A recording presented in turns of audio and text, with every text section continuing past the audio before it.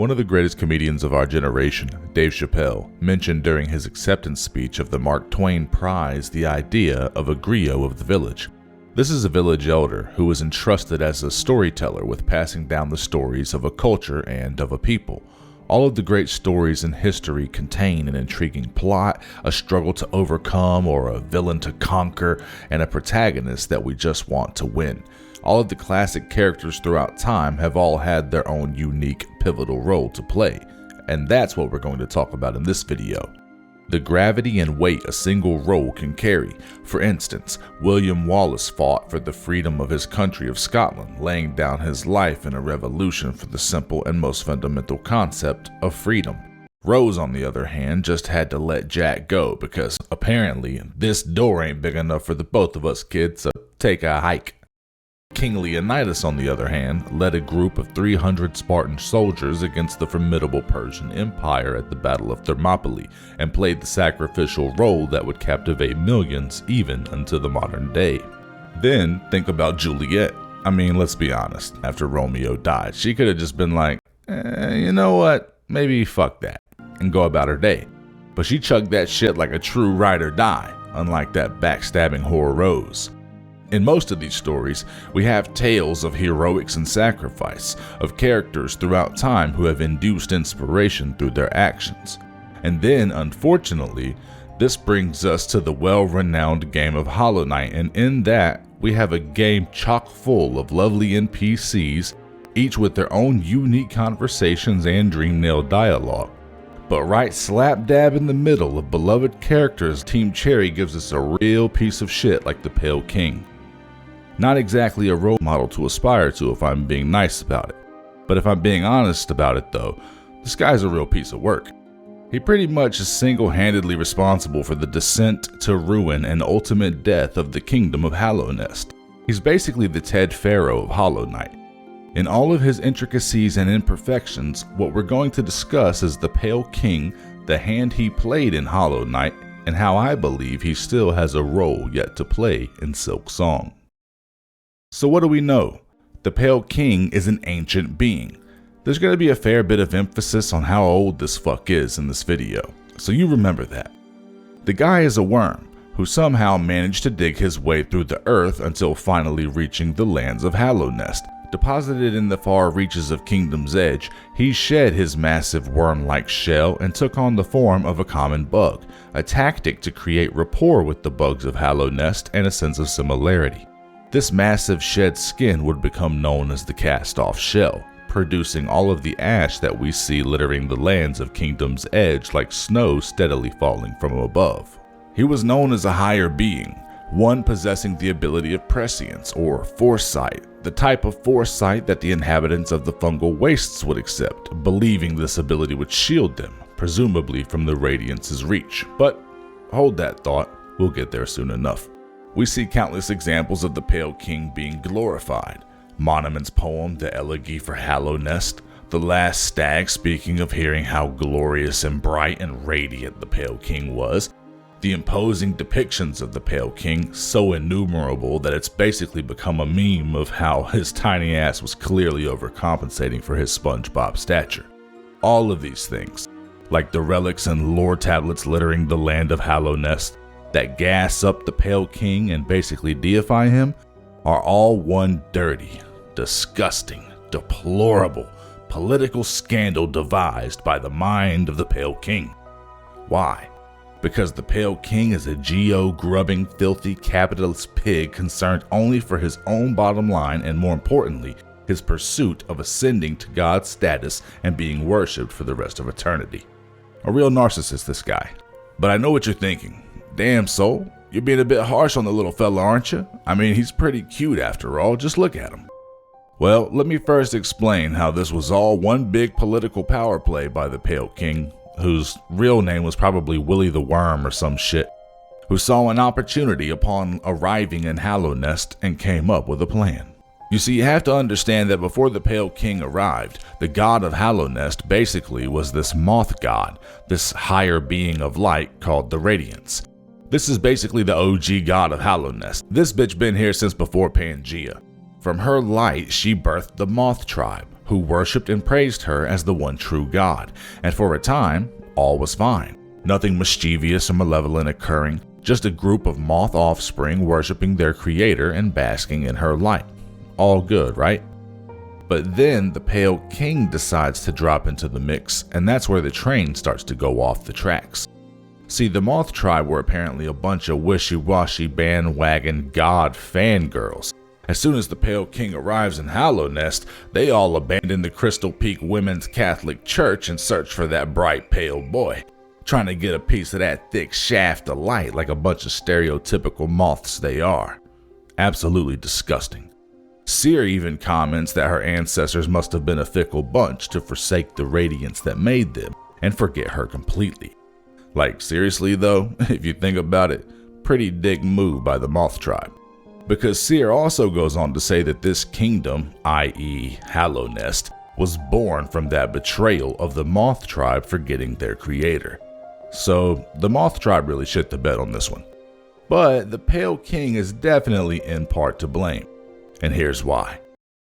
You know damn well Willie the Worm put together a badass political campaign that would have rivaled the likes of Adolf and Genghis Khan, talking about building fast transportation for the citizens with tramways and stag stations, hyping up transforming this barren land into an eternal kingdom, the last and only civilization, pushing his water conservation efforts by building the kingdom's capital under a big-ass lake. I mean, this guy was going all out and sparing no expense in overthrowing the Radiance as the one true god of Hallownest. Not to mention, you know his ass was talking mad shit about the opposition, probably creating elaborate allegations and shit, calling the Radiance a racist commie, bringing up abrasive tweets she made from decades ago where she was shitting on the Mender bugs, and ultimately pinning her own children against her, causing the Moth Tribe to abandon their creator and follow the Pale One. But then again, maybe it wasn't the Pale King's fault at all. Maybe he really did just have more drip than the Radiance, and so that's why the Moth Tribe forgot her. Either way, this moment right here of the Moth Tribe tossing the deuces to the Radiance would serve as the precursor for everything else that would follow. Because fast forward now, and the Radiance has become a faint and distant memory of the past, although apparently not completely forgotten. As the salt grew in the Radiance for being deserted by her descendants, memories of the Radiance started seeping through the dreams of all the bugs of Hallownest, causing the Radiance to slowly consume the minds of these bugs, relinquishing them of their own will. And this basically marked the beginning of the infection. The Radiance basically teacups the minds of the bugs of Hallownest down into the sunken place. The start of this plague of the dreams, where the Radiance basically goes Freddy Krueger on the members of Hallownest in their dreams. So here you have this fucking higher being worm who was worshipped as a king and deity and a god by the citizens of Hallownest, is now residing over a kingdom of zombie bugs possessed by the Radiance on some Mr. Geppetto shit. So what's Lil Willie to do? In a way, this is some kind of messed up, like, 2D bug version of There Will Be Blood. The Pale King put on a glorious campaign to win the votes of the people. My guy won the race by like a mile. And I mean, like, the last guy who actually tried to run against him was this giant mushroom, which we find in the fungal core. Poor guy didn't know the Pale King was in the waste management business. So after beating out the Moth God fair and square, like a thief in the night, here comes the Radiance with her straw, drinking up the Pale King's milkshake, playing dirty and taking over the bodies of his followers in their dreams. Now the Pale King isn't just gonna lie down and take this, to let everything that he has worked for, the long-awaited status of God, just die and flame out? No. Instead, the Pale King comes up with a plan. And for this next part, to spare you the long and drawn-out detailed explanation of how much of a piece of shit the Pale King is, instead I'll just make it quick and rip the band-aid off. He shacks up with a god queen named the White Lady, has thousands of little god babies that they then just yeet down into the abyss, which would then become consumed and filled with void, hollowing out these babies into vessels, all in an attempt to try and just make one perfect vessel, completely devoid of a mind so that they can't think for themselves, born without a voice so that they can't cry suffering, and without a will to break. That's some real cold shit. And this would serve as a perfectly hollow vessel to contain the Radiance once and for all. And bruh, they made like thousands of these babies that they sacrificed to the void, which all turned into failed vessels. But they finally created a vessel that they believed would be hollow, and they sealed the radiance away inside of this vessel once and for all, or so they thought. See, the Pale King basically fucked up and raised the Hollow Knight as a son, which tarnished it from being perfectly hollow by instilling the idea of a father-son relationship with it. The Pale King bottles up the radiance inside of the Hollow Knight, chains the Hollow Knight up inside of the Black Egg Temple, and with the help of 3 dreamers, he would seal up the Black Egg Temple and the Hollow Knight inside forever. 2 of the dreamers, Monoman the Teacher and Lurian the Watcher, willingly decided to become dreamers and create their portion of the seal that would bind the Hollow Knight. But the 3rd dreamer, Hera the Beast, residing in Deepness, would require that the Pale King would perform a dalliance with her, or in other words, they totally fuck, in order to produce a child for her. And so it was agreed on. The Pale King pimped himself out and he laid with Hera, planted that pale ore, and she would end up giving birth to a gendered child named Hornet, born of God and a common peasant-ass spider. And so all 3 dreamers were required, the seal placed on the Black Egg Temple and the Hollow Knight sealed away. All of the minds of the bugs of Hallownest were returned back to them. They regained their sentience on account of this dark and grisly set of actions by the Pale King to contain the radiance. They would go on to praise the Pale King for taming their savage souls, for redeeming their base instincts, relinquishing their minds of that pernicious plague, and for expanding their minds, despite the cursed child experiment, building monuments and statues in little dude's honor, praising him through king's idols and everything, like he didn't just commit genocide on his own children and then bury them in a mass grave beneath the kingdom, sealed off, never to be seen again. Remember, in insect politics, like real-world politics, it's all about maintaining that public image. So this motherfucker is really looking like a god to all of Hallownest right now. Full devotion to this dude for freeing their minds. And the Pale King is right back where he wants to be, fully worshipped and loved by all of his followers, having their full devotion to him and him alone, with no other external influence trying to creep in and Daniel Day-Lewis his operation. Sure, he has some child of his tied up in chains down there, enduring endless suffering trying to contain this moth god, purely for his own personal adoration and affection from the citizens of Hallownest, but hey, who am I to judge? Nobody's perfect. I'm sure he did the best he could. Well, anyways, surprise, surprise, that shit didn't work. At the beginning of the game, the radiance starts breaking out of the Hollow Knight, who again, isn't actually hollow, and this leads to the radiance beginning to heavily infect the minds of the citizens of Hallownest, consuming their wills once again, and in an unstoppable force of inertia, the radiance's clutch on Hallownest becomes tighter and tighter, and with the feeling of the walls closing in on the Pale King, he just completely bails. He dips out entirely and transports his white palace out of Hallownest, packing up his shit under tablecloths and completely ripping the palace out of the earth, transposing it into the dream of a king's mold and tucking himself away from all of civilization to a place where the infection couldn't touch him. So basically, when shit hit the fan, he tucked tail and ran. This dude left the white lady basically defenseless in the Queen's gardens.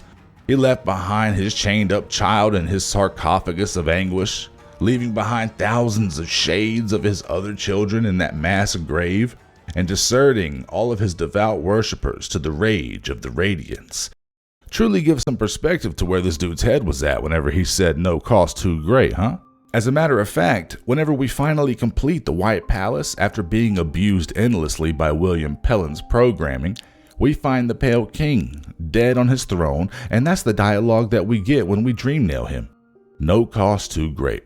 The cost he paid clearly wasn't for the purpose of saving Hallownest, but for perpetuating his praise. He clearly didn't give a shit about the residents of Hallownest.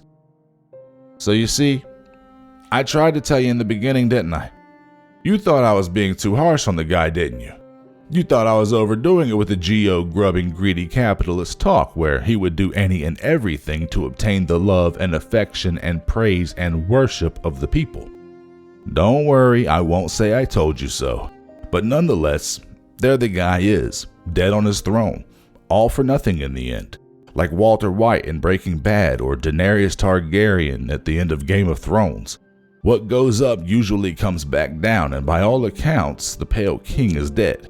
We literally see his corpse in the White Palace. We can even knock his body down off of the throne, and we also get a bit of dialogue from the Godseeker when he refers to the Pale King saying, "A god so strong, yet erased so completely."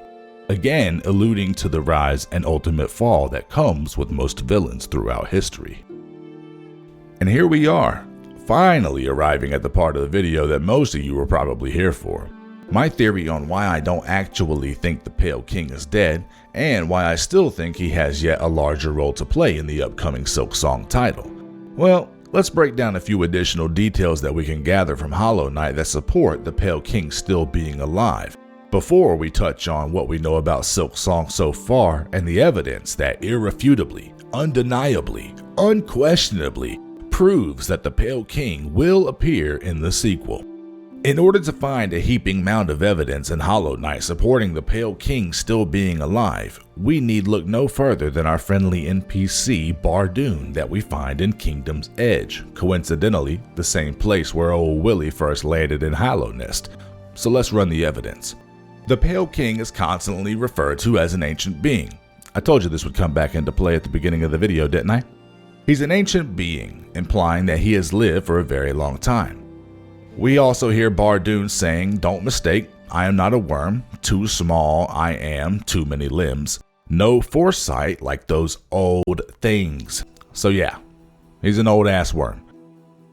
And we also get the biggest bombshell of evidence yet from Bardoon when he says, "This ashen place is grave of worm, once told it came to die, but what is death for that ancient being? More transformation, methinks. This failed kingdom is product of the being spawned from that event." Now that event is basically the casting off of the worm's shell, and the being spawned is referring to the Pale King emerging from that cast off worm body.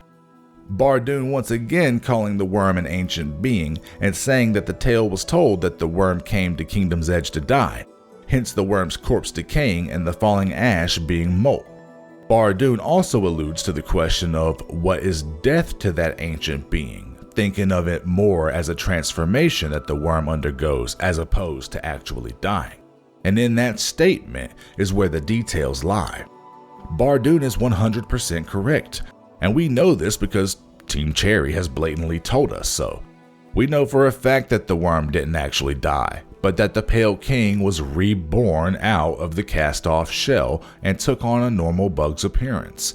If we can agree that the Pale King didn't die with that worm corpse, but did in fact go on to build the Kingdom of Hallownest and rule with dominion as we've discussed, then he could easily have done the same thing in the White Palace. We all assume that the Pale King had simply died, Walter White staring blankly up at the ceiling of a crack house as the camera pans away. A wrecked shadow of the glory he once was, resting upon his meaningless throne. But what if Bardoon was right, and this ancient, old-ass higher being that has endured for centuries simply continued to do so? I mean, why wouldn't he? What if the Pale King transformed yet again, once he retreated to his chambers inside of the White Palace, and by the time we stumble across his throne room, all that remains is his empty bug corpse, yet another cast-off shell, if you will, while the real Pale King is still out there. Being the runner he is, relocating to Hallownest originally, and then hauling ass out of Hallownest to the dream world as the kingdom started to crumble. It being in his nature to bounce from kingdom to kingdom, perhaps he's now taken up residence elsewhere, perhaps in a kingdom that we've heard of before. That's right, I'm getting to the fact that what if the Pale King is now relocated to Pharloom, in pursuit of his one remaining child, not tainted and born of void, but born of God and beast. So now that we've laid the foundation for the Pale King still being alive with irrefutable, undeniable, unquestionable evidence. Let's chat about how I think we'll see him again in Silksong. This is basically how I want to break down the evidence supporting a second sighting of the Pale King in the upcoming game. We'll do so by looking at two key factors which I think help prove that he might just be the main antagonist and villain that we face in Silksong. These two key factors are going to be the silk and the seals. So let's start with silk. Where else have we previously seen silk before? Oh yeah, well, it's laced all throughout Deep Nest, which should be obvious because it's the home of these spiders and they're spreading the stuff everywhere, coating the deepest interior of the Weaver's Den as well. We'll also remember though that we saw tons of spools of silk in the hidden station in the ancient basin. We know that the Pale King built the Stagways, and so he would certainly have been the one responsible for having this hidden station built, as well as having a station built in Deep Nest right outside of the Weaver's Den, with the approval of Hera and the Spider Tribe. And the spools of silk that we see littering the hidden station imply to me that Hera was definitely making trips back and forth on the Stagway from the Weaver's Den down to the hidden station delivering silk to the White Palace. And we'll remember, the hidden station was basically right outside of the front door of the White Palace. All we know is that she was definitely running silk back and forth, but what we don't know is why. Could have been that the Pale King built the hidden station so that he could have a place to meet Hera in secrecy for a little side chick action. But to do so, right outside of the front lawn of the presidential suite? With the White Lady just a stone's throw away back at the White Palace? And not to mention, being able to maintain that rock-hard focus while knowing about the mass grave of your dead kids just underneath your feet down in the abyss? Really? He's just able to ignore all that, tune all of that out like some kind of psychopath, and coerce this poor peasant spider into hoofing up their valuable silk to the illustrious palace, all in exchange for providing her with some more of his dirty pale ore? You see, this is the kind of shoddy leadership Hallownest was dealing with. Now obviously I'm just fucking around, but nonetheless, we additionally know that silk is basically the new soul in the upcoming Silksong game, where Hornet uses silk as the power source for both casting spells and for healing. She gains a little bit each time she attacks an enemy, and it's basically the lifeblood of the Weavers. It's what gets left behind in the form of a little silk cocoon whenever Hornet dies, basically the Silksong equivalent of the night shade that gets left behind upon death in Hollow Knight. And we know that this brand new kingdom is haunted by both silk and song. A kingdom haunted by silk, and then we have a worm wriggling his way from land to land with a history of seeking out kingdoms he can rule and hold domain over in that narcissistic pursuit of praise. And so now, transitioning over to the E3 trailer, we have Hornet being carried into the gates of the Citadel, I presume, at the beginning of the showcase. We see her encompassed in a protective seal of binding, and that segues us into the second key factor proving the Pale King's role in Silksong, and that's the seals. Now admittedly, while my last point regarding the silk may not have been the most solid footing of an argument to stand on, the next one is an actual doozy, and it's kinda hard to argue that we won't see the Pale King in Silksong. So, Hornet, trapped in a seal of binding, being carried into the Citadel where presumably some king lives, at least. We can all agree on that, right? I mean, there's gotta be some kind of king or queen waiting inside the Citadel and behind this haunting of silk and song that plagues Pharloom. We can all hopefully agree that we're on the same page with that one. And we get the original seal of binding entry in the Hunter's Journal only after beating the Path of Pain and learning of the Hollow Knight's tarnishment that idea instilled. It is said to be an intricate seal of ancient design, used to contain something powerful or preserve something of significant importance. Of ancient design. You know, I recall Bardoon going on and on and on about some ancient being a couple of minutes ago. Don't you? And the place of origin where we find the seal of binding, adding it to our Hunter's Journal, just so happens to be inside of the Pale King's palace? You know, I'll take the small bug with the candlestick in the library for $69, Alex. So, the seal is a technology that I propose was created by the Pale King. That's right, don't forget that, created by the Pale King. I mean, for God's sakes, let the record show.